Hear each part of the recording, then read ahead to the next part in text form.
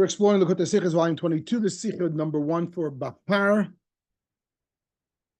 So I'm going to open by exploring a few different statements of our sages of Chazal that the Rebbe discusses during the Sicha and is curious about and raises questions and sort of curiosities. Why is it such?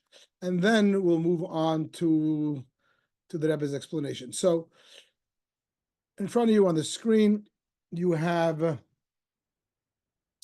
a list of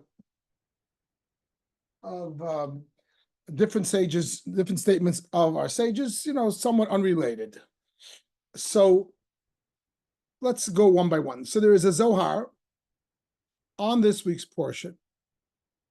I don't know why this is in the way here. Let's move this to the bottom. There's a Zohar on this week's portion where it says in this week's portion that on the 7th year, V'shav Sahar, it's Shabbos L'Hashem. On the 7th year, it's Shabbos, Shemitah. And also, people go free. The slaves go free on that year, on the 7th year, as it says in Parshas Mishpatim, that the Shvi'is 7th year, the slaves go free. Says the Zohar that effectively that a Jewish slave is released on the Shemitah year. That's what the Zohar says. Just like it says by the Shemitah that the land rests, and by the Jewish slave, it says that the person rests on his 7th year. He goes free. There's a connection. The land rests, the workers rest.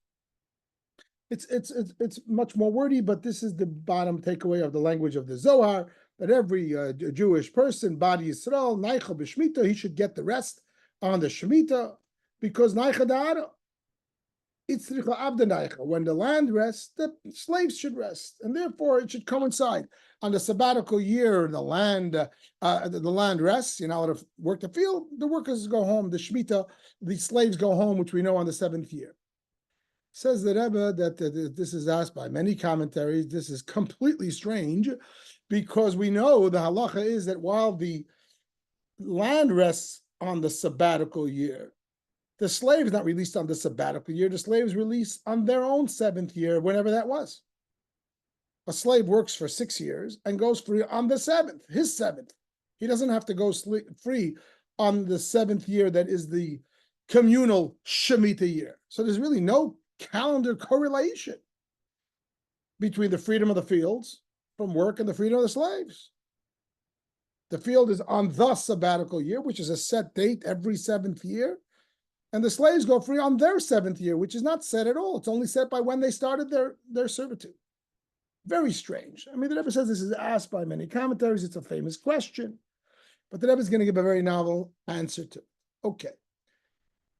Issue/question or what have you, number 2, that the Rebbe puts up is right here related to the counting of the Omer.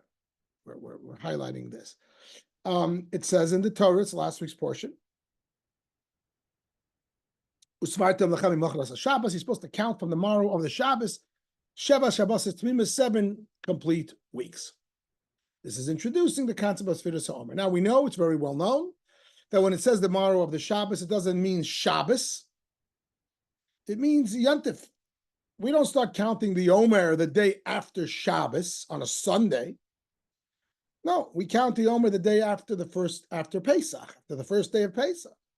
So when it says the morrow of the Shabbos, what it really means is the morrow of the festival, which is like a Shabbos, because it has the holiness, and festivals are sometimes referred to as Shabbos, but it's the morrow of the festival.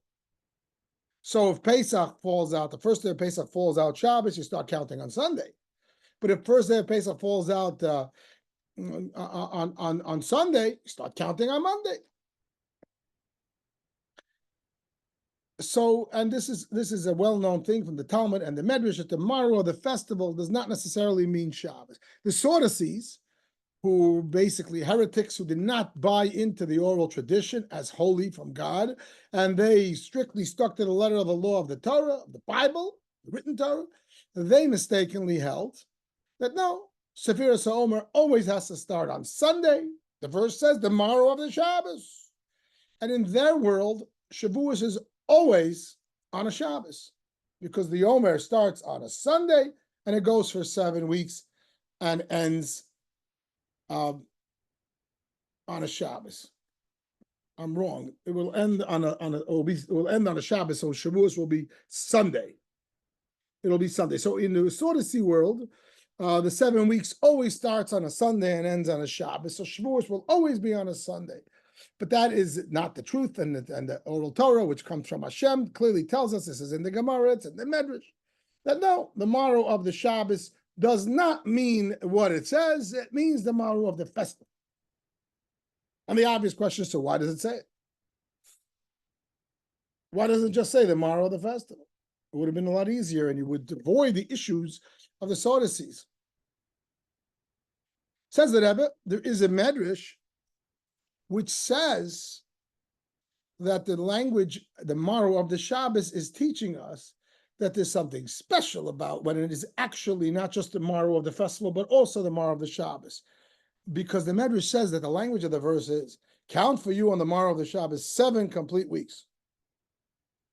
Says the Medrash, it says to count 7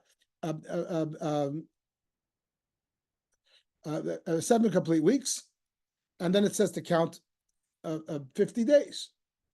Says the Medrash, sometimes those weeks are complete and sometimes they're not complete. It's always going to be 50 days, 49 plus the 1, but it's not necessarily complete weeks. Says the Medrash, when are they complete? When essentially the Medrash says it in a more of a roundabout way, but the bottom line is, when are they complete? When they start after Shabbos. So the Medrash is sort of giving some credence to the Sadducees' approach. That, in fact, it does say in the text the morrow of the Shabbos. Now, we know from the Old Torah it really means the morrow of Yantif. No matter when Pesach comes out, if it comes out Shabbos, if it comes out Sunday, it comes out Tuesday, you start counting the next day. Absolutely kosher. However, says the Medrash, it's not considered a complete 7 weeks unless the weeks are Sunday to Shabbos. So this sort of is saying that, says the Rebbe, how do we explain this?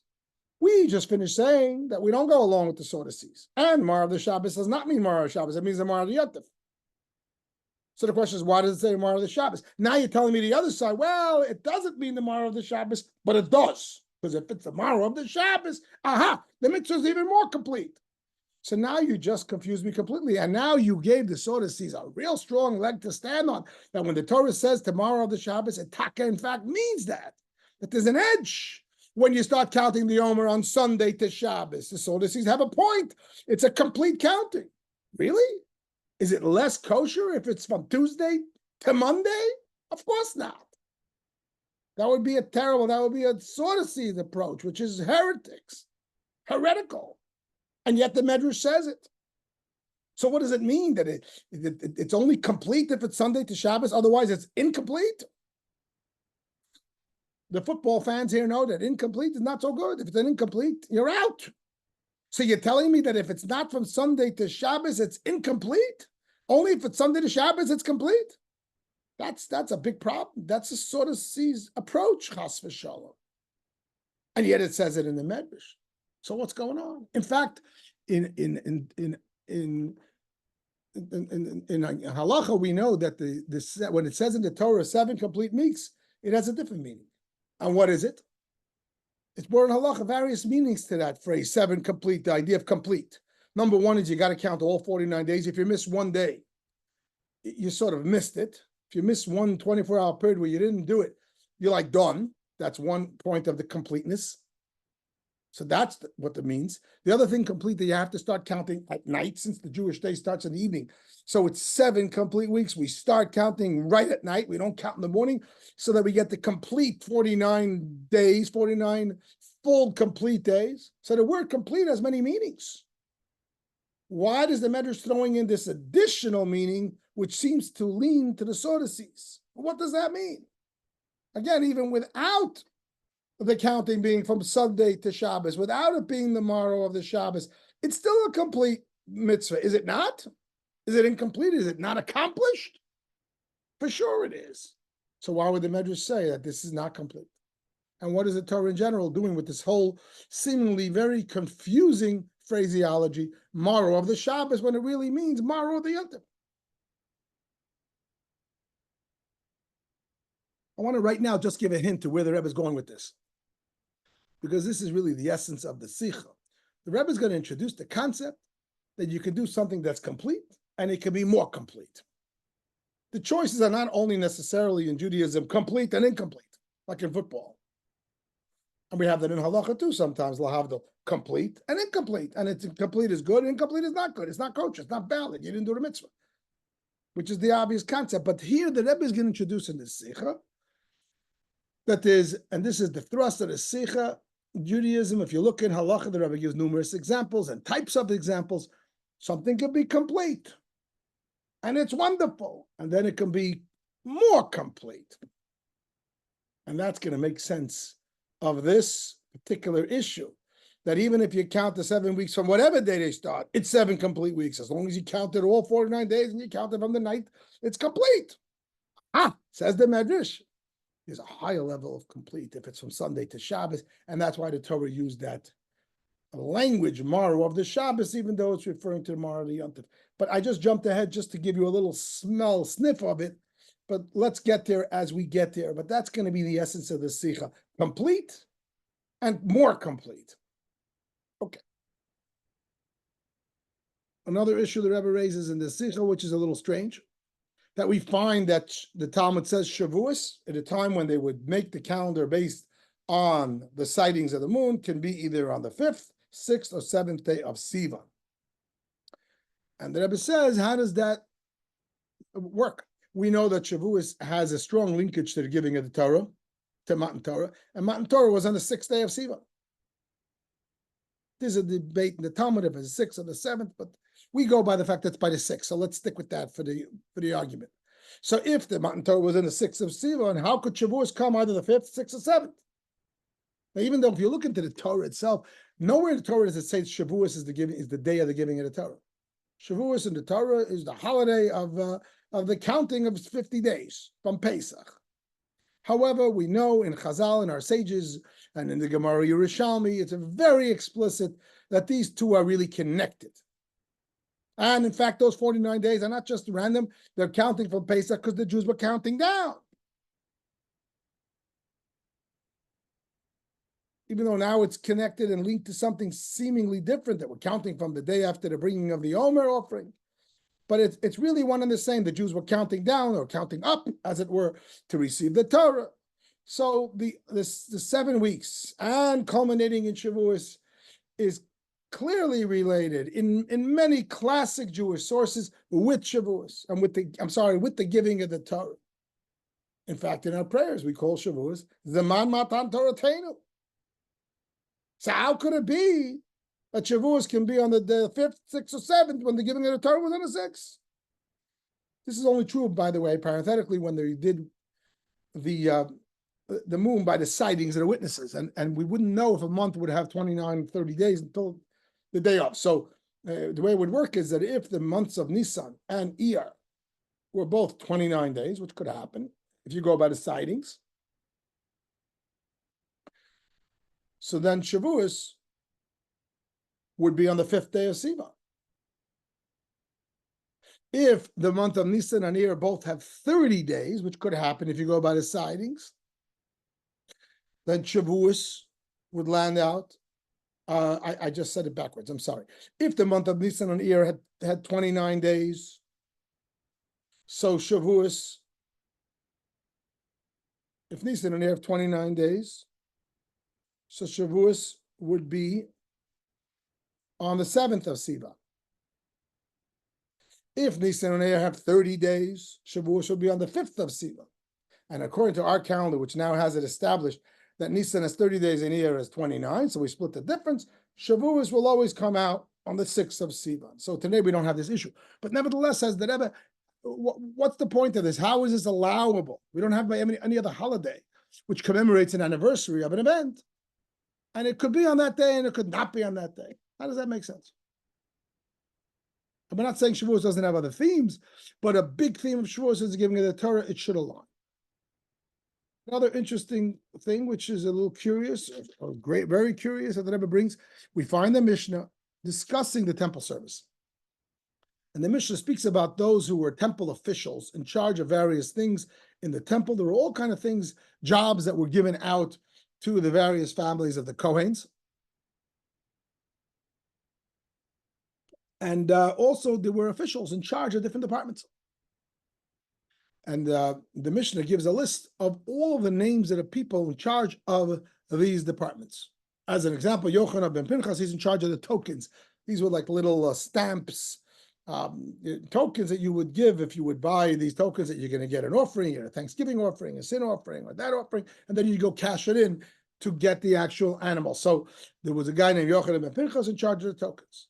And there's a whole list in the Mishnah of other names of people that were in charge of different things. People in charge of the wood for the temple, people in charge of the animals for the temple, people in charge of the oil, people in charge of the incense, people in charge, the person in charge of the lottery for the various Kohanes, etc., etc., etc. The Kohen garments. There were people in charge of every department. Department heads, temple officials. And the Mishnah lists all their names. And the obvious question, or the curiosity is, why, and the commentaries ask this question, why does it have to say the names? Like what's the point? And the commentaries give different answers. Clearly, this is the name, the Rebbe goes with the Bartanura's approach, that these are the names of the officials on the first year of the temple service. First year when temple service began, I guess, in earnest, these were the names. So the Mishnah tells us, but why is the Mishnah telling us? The Mishnah is not a history book, it's a halachic book. And in halacha, maida hava hava, the Rebbe says, the language of the Talmud, whatever was. Who cares? Do I need to know who was the original people who did those official duties? That's history. We moved on. Every generation there's different people. The Bartanura starts to say that each generation they would refer to them with that name, even though they didn't have the same name. They would refer to them with the original names of those who held those posts the first time around. What's that all about? It's ancient history. So these are the curiosities that Rebbe poses. Essentially, we have 4 curiosities. Just to briefly recap it, number 1 is, what's the concept that the Zohar is telling us? That a slave is released on Shemitah when the fields are released. This is really 2 separate counts. The Shemitah is a set sabbatical year for all the Jewish people, whereas the slave goes out on his 7th year, whenever that was. The second thing we discussed, what's the whole issue of the counting of the Omer? The Torah refers to it as the morrow of the Shabbos when it's really the morrow of the Yontif. Why would it use a term that's misleading? And what does it mean that the Medrash says, well, if it's on the morrow of the Shabbos, it is more complete? It's either complete or it's not complete. What's this complete? The third curiosity was, how can Shavuos, which is clearly related to the giving of the Torah, come out on one of 3 different days? Not necessarily the day of the giving of the Torah. What is that all about? And finally, why do we have the temple officials listed by name, or the list of the original officials when it first started? Why do I need to know that in Jewish law? How is that relevant? Okay, let's minimize that window. And let's explore the theme. Remember, I said before, what is the theme? The theme is going to be different levels of completeness in halakha. So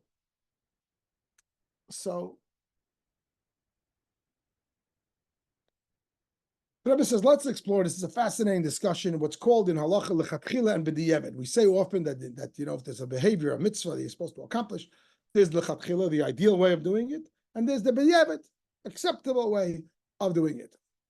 The practical idea that comes to mind, you're supposed to daven every day, shachris. So there's a zman tefillah.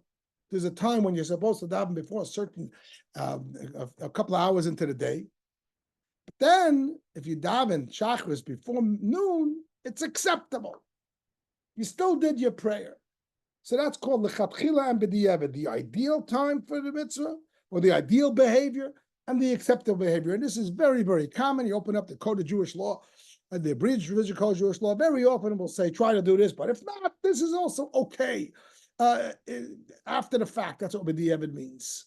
The literal translation, l'chatchila, means l'chatchila at the beginning, and b'diavad means once it's done. But this is a very common concept in halach. So let's walk through this, okay?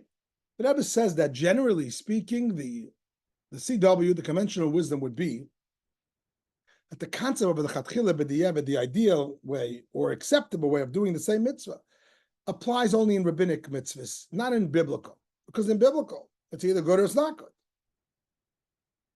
So let's take an example of a biblical mitzvah. I'm using for A, B, and C here. For the first, I'm using the example of the mitzvah of tzitzis. If I have a pair of tzitzis and it's missing one of the 4 strings, so you can't say that, ideally it should have 4, but it doesn't have 4, it's got 3. No, if it doesn't have 3, it's no good. If it doesn't have the ideal, it's not compliant. And after the fact, it's not compliant. It's no good. There's only one way to do tzitzis. You got to have 4 strings. There is no better or worse or acceptable, because it's a biblical mitzvah. This is the sort of the CW before you think it through, that you would think that these 2 levels of acceptable behavior is not applicable with a biblical mitzvah, because in a biblical mitzvah it either is or not. It's biblical. When it's a rabbinic example, I said before, for example, the guy is davening with, at the time of prayer, or he's davening to the last deadline. It's a rabbinic thing, and the sages gave an allowance. And the allowance is, this is the ideal and this is the acceptable. But if the Torah says to do it, well, what's the allowance?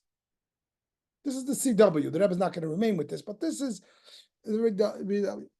Whereas in rabbinic, there are many, many examples of rabbinic mitzvahs that ideally you should do it one way, but if you didn't, it's okay too. And here's an example. I'm just sticking with the tzitzis. You put on your tzitzis, but you didn't make a bracha. You're supposed to make a bracha, but what happened if you didn't? So you could say that you are, if you make the bracha, you're compliant. If you're not making the bracha, you're not compliant, but it's still acceptable. Because the bracha is a rabbinic law. The bracha is a rabbinic law. This is true in any mitzvah. I use tzitzis as an example, but brachas of all mitzvahs are rabbinic.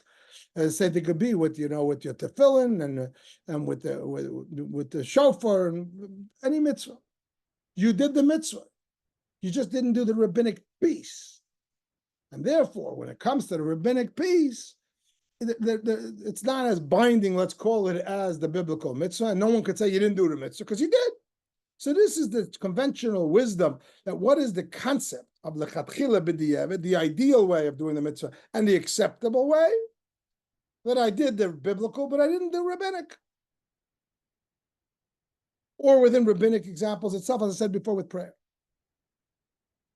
And therefore, let's use this example. I put the tzitzis, but I didn't make the bracha. I'm compliant. Again, if I made the bracha, I'm fully compliant. If I didn't make the bracha, you could say I'm not compliant. I didn't do the right thing, but it's still acceptable because I did the mitzvah. Says the Rebbe, though, that it's clear. You look in halacha, you'll find many, many examples that even in biblical, here's where it gets interesting, even in biblical mitzvahs, which the Torah says to do it, we're still going to find 2 levels. It's the ideal way is this, but even if you didn't do it, it's still acceptable. And the example I'm giving, because I want to stick with the tzitzis, just to make it easy to follow. These are all my examples. There's a concept in halacha that ideally tzitzis should be made out of wool. And this is sourced in the Torah itself. The tzitzis should be made out of wool. There are various opinions, but still, I think it's a good example. So since tzitzis should be made out of wool, if you're wearing the wool and tzitzis, it's a complete mitzvah. If you're not, let's argue, it's not a complete mitzvah. It's lacking, but it's still acceptable. So this here we see that in a biblical mitzvah itself, there's 2 ways to do it, even though one is better than the other. Okay. What we accomplished so far, that the Rebbe is introducing, this is not an innovation of the Rebbe is just walking us through this. The Rebbe is introducing the concept that that this idea of ideal and less than ideal, or let's call it 2 levels of doing the mitzvah, exists not only in rabbinic, but also in the biblical mitzvah itself. Okay. However, now the Rebbe is going to take us much further and stretch this concept. And the Rebbe is going to say, you see, so far we're talking about the fact that the person who did the mitzvah was less than diligent and did not do their utmost, and still we're saying it's still acceptable. But there's something missing.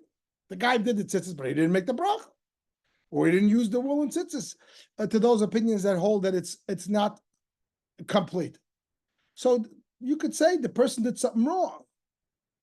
Whether on purpose or not, it doesn't matter. The person was lacking in their behavior. This mitzvah behavior is missing. However, we still accept it. So this is a way to understand the concept of ideal versus acceptable. Namely, the person dropped the ball. It's still okay. Says the Rebbe, I'm going to introduce now a whole new conversation. If you look in Judaism, you will find a good and better, complete and more complete, if you will, and no one dropped the ball. What's the example? The Yom Tov observance of the holidays, Pesach, Shavuot, Sukkot, the way they are in temple days and the way they are nowadays. The Torah says he's supposed to observe the holiday. It's a biblical mitzvah. He's supposed to have Simcha. It's a mitzvah min HaTorah, biblical mitzvah, very important holidays.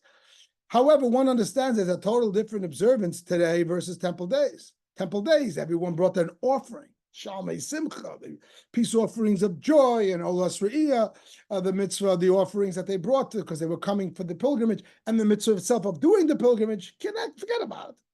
On top of that, all the things that we do today. Today, what are we left with? Basar v'yayin, we have meat, we have wine, we have simcha, but we're missing out on the whole pilgrimage and the offerings. You can't compare the two. And yet, when I do the mitzvah today of Sukkot before Mashiach comes, may it be speedily today, but if I do the mitzvah of the holiday before Mashiach comes and I didn't bring the sacrifice, and I didn't go up to the pilgrimage in the Holy Temple, I still did the mitzvah. I did it fully. You can't say I dropped the ball. In A and B, what was the example of ideal versus acceptable? The person, it's on the guy. He dropped the ball. We can understand what it means, ideal and less than ideal. Because human beings will be human beings. They're not perfect. So if you do it ideally, I'm a chaya. If you don't, it's still okay. So here we can understand, we can entertain the concept of two levels of Jewish observance. You're going to say, what do you mean? Which is the real truth? The real truth is A, but if you do B, your human beings are not always going to be perfect. Comes along that Eben says, if you explore a little further, you'll find in Torah instances where there is ideal and more ideal, and it has nothing to do with the person dropping the ball. When I'm observing Yom Tov nowadays, I'm not bringing sacrifices, and nor should I. I'm doing it to the utmost that I possibly could. There's no ball dropping going on. It's not about the person. It's about the actual mitzvah.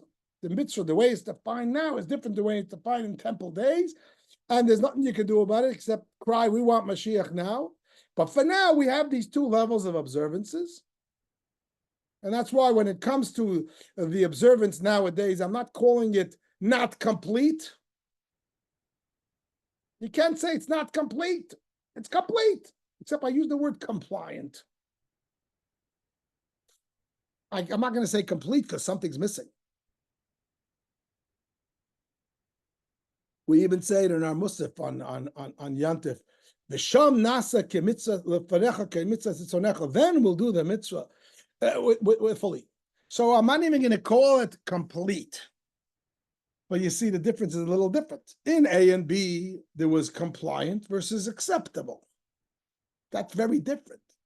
Compliant or complete versus non-compliant or non-complete, but still acceptable.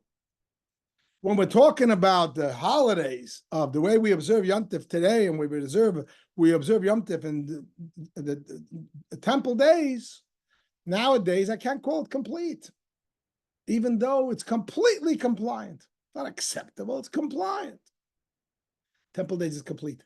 So the Rebbe is sort of walking us through to graduate the thinking that the levels of Jewish observance is only because you dropped the ball. There could be real levels built into the system irrespective of me making a mistake, irrespective of the humans involved that provide for two levels of observance, as we see. And then the Rebbe takes it even further. Whoops. And the Rebbe says, so far we said in C, yes, it's irrespective of the person, but it's respective of the circumstance, namely Bisman Hazeh nowadays and Bisman Beis HaMikdash temple days. Says the Rebbe, if you look, you will find even nowadays,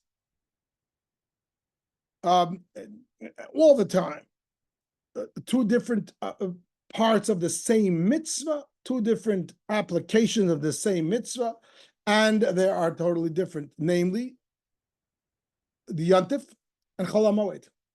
The Yontif has a holiness, and the Torah calls it Mikra Kodesh, etc. Moed, special times. But here clearly we understand the intensity of the observance of the Yontif versus the intensity of the observance of Chol HaMoed. You can't compare it. It's holy. It's Chol HaMoed. And therefore it's part of the Moed, but it's Chol HaMoed.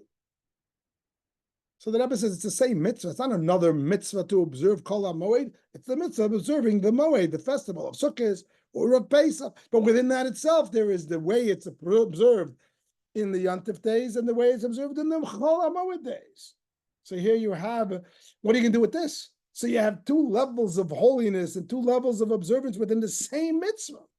And not because someone dropped the ball, and not even because now versus temple days. It's now versus now.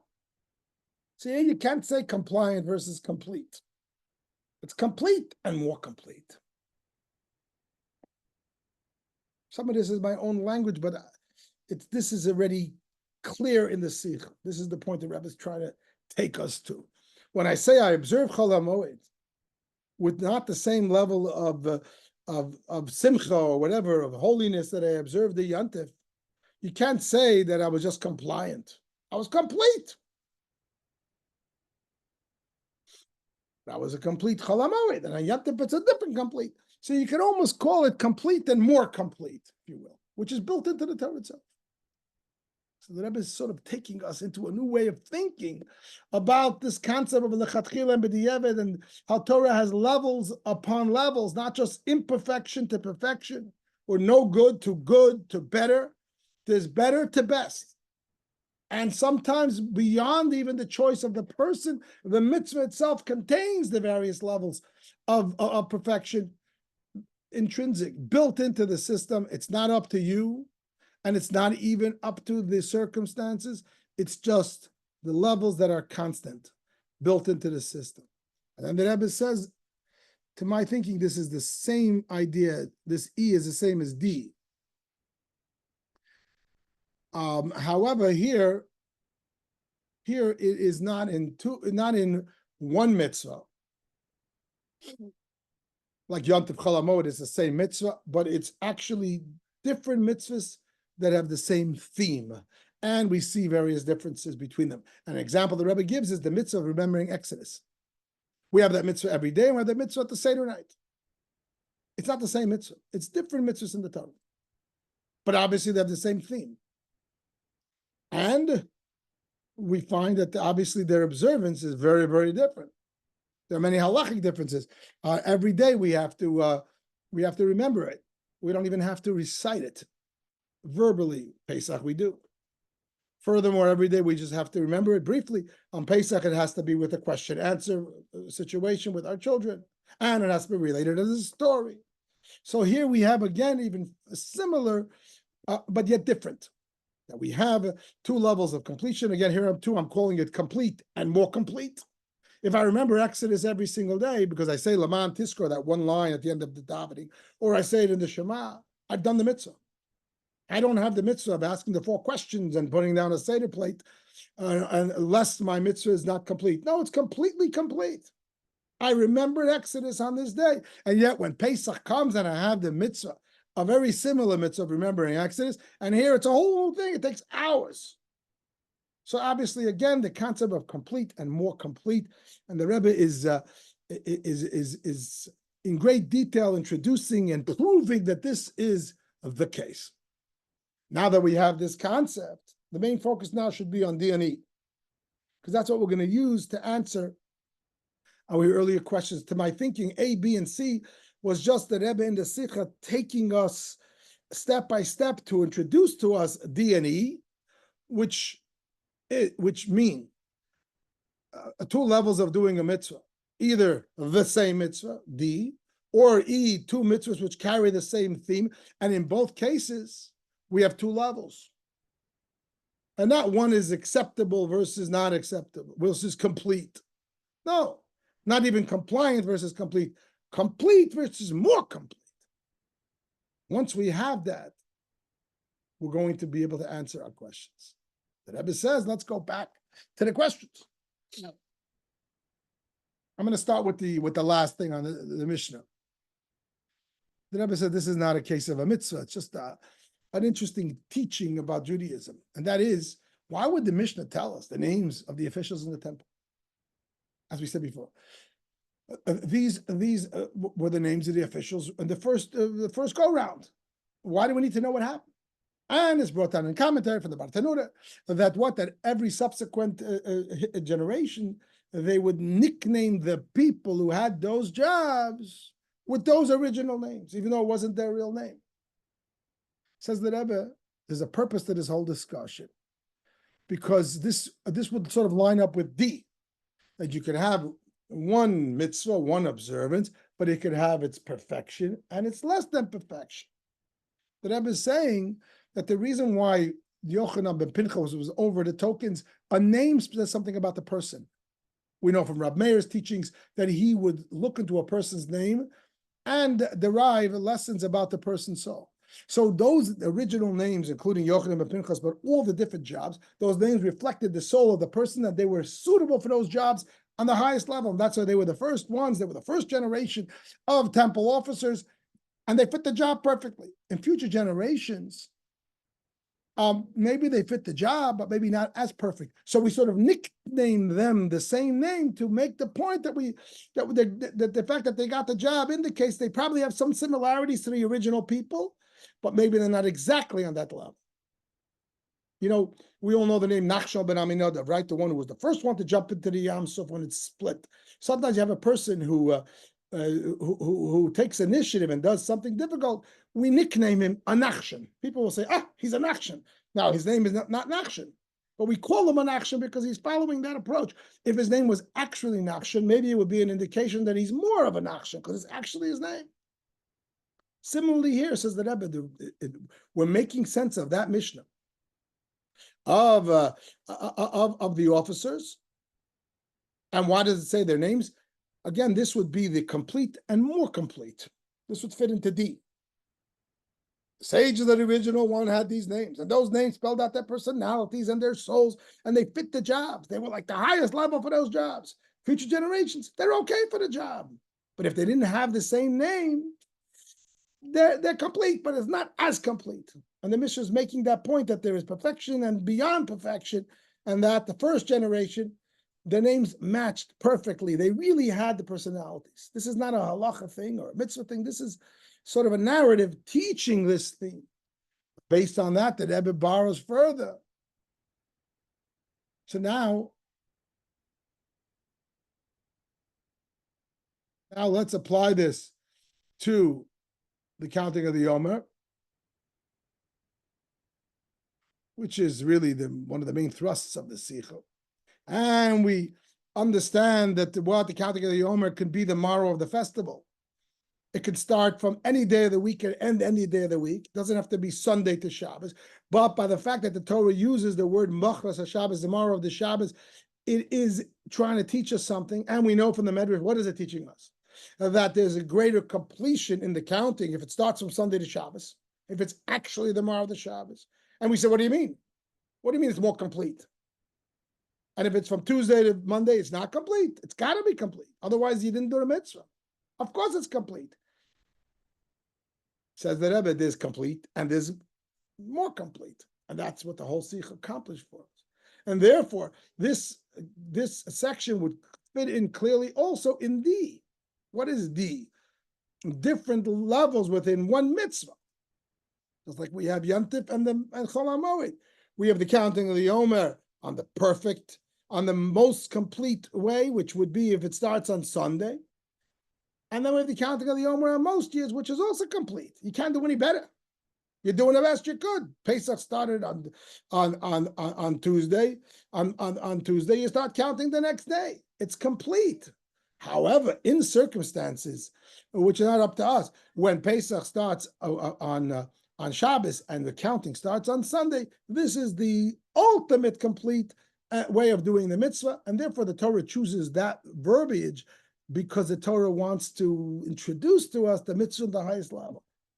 Similar to the way the Mishnah, Torah Shabbat Peh, behaves, that it gives us the names of those officers and those officials, even though it's not really relevant to teach us what the ideal is in concept. And then this could also be borrowed to the Gemara, to the conversation of Shavuos falling on these 3 days. And the Rabbi said, how could that be? How could that be? How could Shavuos fall on days that is not the giving of the Torah? And the answer is, of course, Shavuos has other themes as well, but the main theme of Shavuos is the countdown to the giving of the Torah. It's all true. However, it doesn't always come out exactly on the giving of the Torah. And when it does, that's a greater completion in I guess, Shavuos. Shavuos can come out the 5th or the 6th or the 7th. All of them are complete. All of them is okay. All of them is acceptable in Torah. Not just acceptable, but complete. You can't do better. It's not like you drop the ball if it's on the 5th or on the 7th. It is what it is, and it's okay. However, when it comes out on the day of the giving of the Torah on the 6th, this is the complete mitzvah. This too would fit into D.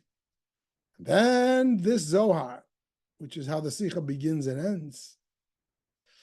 This Zohar, this the Rebbe relates, I'm having a hard time highlighting it, but this Zohar the Rebbe relates to E. The Zohar, which is so curious.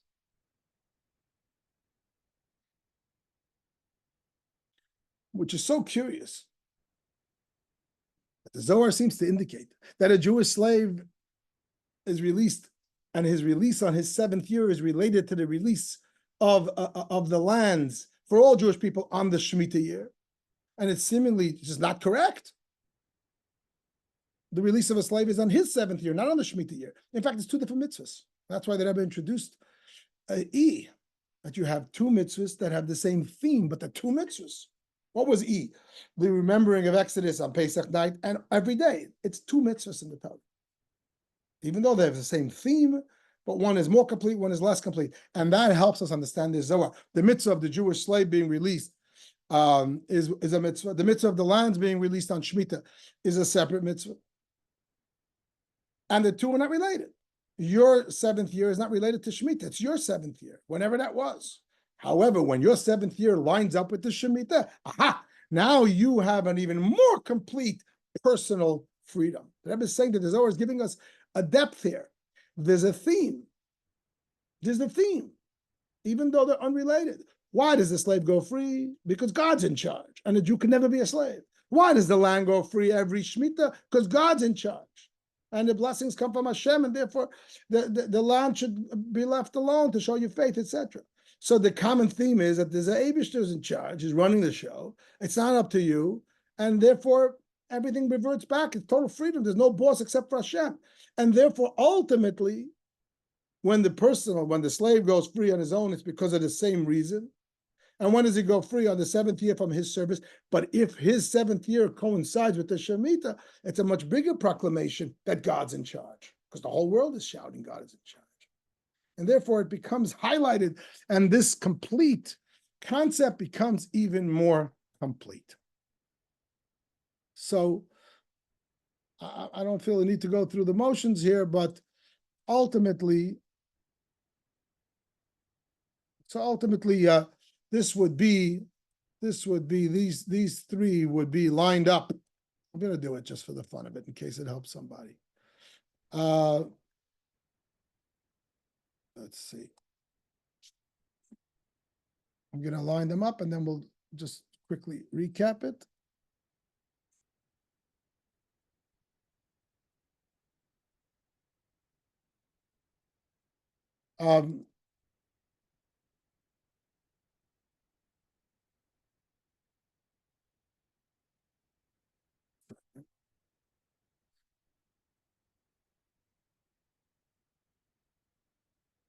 Okay, so now I put everything sort of in its box.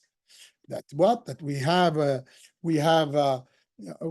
the concept of that we have on in the same mitzvah, different levels of completeness, namely Yontif versus Chol HaMoed, and that works with the concept of the temple officers. If they have the original names, it's even more complete. Even though if they have other names, it's obviously fine. That same theme works with the concept of Shavuos, whether it falls out on the giving of the Torah or not, it's still fine. But nevertheless, if it falls out on the actual giving of the Torah, that's even more complete. And then, of course, Svirasa Omer, if it starts not on a Sunday, it's complete. Or if it starts on a Sunday, it's even more complete. And then the concept of this slavery, so again, if you go out on the 7th year and it's your own 7th year, it's complete. That's the way the mitzvah should be done. But if it happens to be the Shemitah year of the entire Jewish nation, it's even more complete. What's the takeaway from this Sicha? The Rebbe doesn't give it. In the Sicha, I suggest a takeaway. And that is that in listening to the Rebbe over the years, you hear a lot the concept that the Rebbe always likes, the idea of growth within Kedusha itself. Like what will be when Mashiach comes, right? The question is asked. Till then, we're struggling to overcome negativity. What will be when Mashiach comes? The language is that it's going to be Hisafa va'aliyah in Kedusha itself, adding and increasing in Kedusha itself, because a big theme in Judaism, which the Rebbe loved to talk about and highlight, that Hashem is infinite and Torah is infinite, and therefore we will keep going over and up more and more and more. There's never an end. Even when the world is good and there's no struggle, doesn't have to be about overcoming struggle. It can be an increase in Kedusha itself, which is why the Rebbe always said to increase in Torah study and more, a person should take on more Torah study. You're doing the mitzvah right, do it with more behidur. Rebbe encourage hidur mitzvah a lot. Do the mitzvah precision and even more precision. Why? Because we're dealing with Hashem. Hashem is infinite. And this becomes, I think, a big takeaway from this Sicha, and I think the Rebbe has a big passion in this, that we should be in love with Hashem and love with Yiddishkeit, and it's endless, and always look to grow. And therefore, the Rebbe presents an entire essay here, bringing home this idea that the Torah represents these mitzvahs in their ultimate completion, even though they're completely acceptable, and really, most times you can't even do them better in their plain completion, because the Rebbe wants completion and your completion and even beyond, which is a theme of Haisafa, of constant increase in Kedusha. Another simple lesson, plain, not simple, but plain lesson, which comes from the end of the Sicha, that the freedom of the slave, personal redemption, is related in its perfect completion to the communal redemption. When it's not just your 7th year, but it's the Shemitah year, then your own redemption is perfect. This is a thing that the Rebbe spoke about a lot, especially in the later years, that we shouldn't be afraid of Mashiach, because Geula means Goyla with the Aleph, which means everything stays the same. You still have, the Rebbe said clearly, you still have your connections and your business and everything else, except you'll add the element of Hashem. So therefore, when a person is looking for the personal redemption, when you're davening for your own tzaddis and your own challenges, the best thing is to daven for Mashiach, meaning you have the Shemitah, you have the sabbatical for all of Klal Yisrael, all of the world, and everything else obviously will come along with it and be in a much more complete way.